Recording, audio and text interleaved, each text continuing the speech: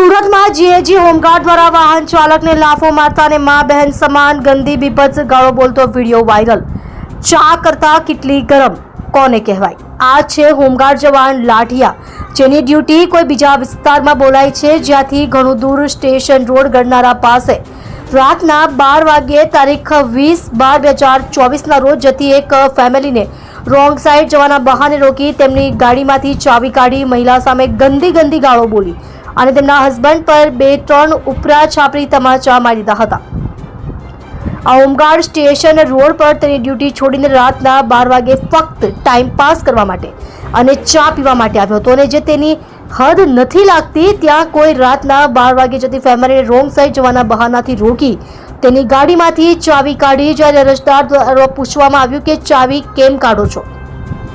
તો તેને મા બેનને સમાન ગાળો બોલી ઉપરા છાપરી